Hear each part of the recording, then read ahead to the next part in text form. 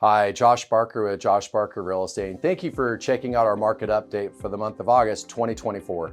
Let's go ahead and kick off this month's sales report by starting with the new listings that came to the market this last month in the month of July. Right now, we're looking at a total of 289 properties that came to the market. If you go back just 1 year ago, it was a total of 295. So as you can see, the new listings coming to market is very similar to last year. If you look at the overall inventory right now, there was a total of 765 properties that are currently for sale on the market. That's what buyers have to choose from. If you go back a year ago, it was roughly around 722. So inventory has grown slightly year over year, but we're not seeing any kind of dramatic shifts in the overall inventory, as you can see. The next thing to look at is just the sold report. And the sold report gives us an idea of how many homes actually sold last month in the month of July. And it finished at 227. And if you go back 1 year ago, it was also 227. So our sales are really consistent.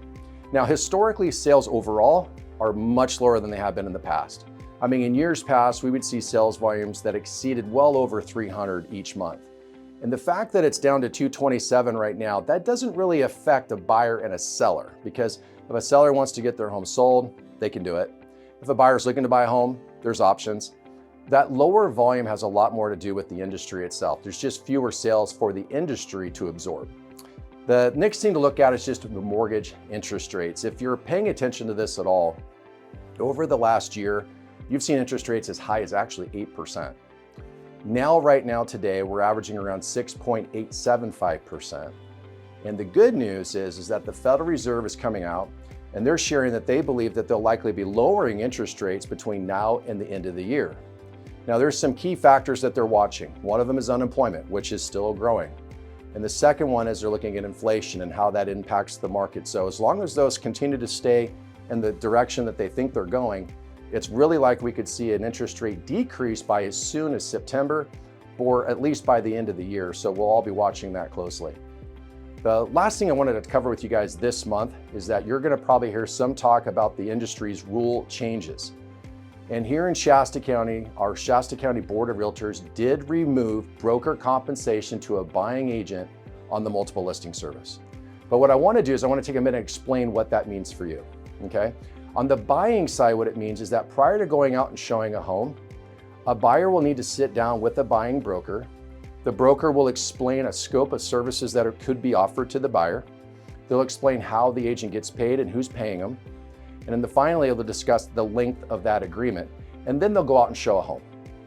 On the seller side, it's going to be a bit different. In the past, it's been very normal that when a listing agent went out to meet with a seller, they would negotiate that listing fee. And that listing fee would just cover the listing agent. And then they would also have a conversation about how much to incentivize a buying broker. And then those two numbers were combined together, the seller would agree overall, and that's how the property was listed. Well, now the change is that a home seller is going to actually just have to negotiate the listing fee up front. And they won't be negotiating that buyer broker fee at the time of the listing. And then as the marketing of the home takes place and as offers come in, whether or not to pay a buying broker will be determined on a case-by-case basis and will always be at the discretion of the seller.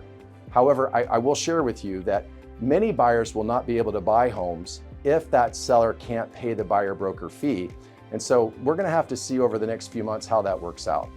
Now, what we're seeing as an office, we don't think this is going to disrupt the market dramatically overall. We think that this doesn't have a huge impact on the home buyers and home sellers in the market.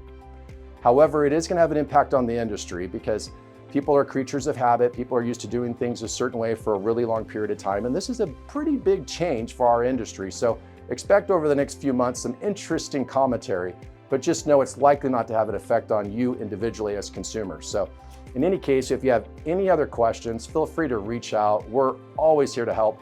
Thank you again for taking your time today. Have a great day.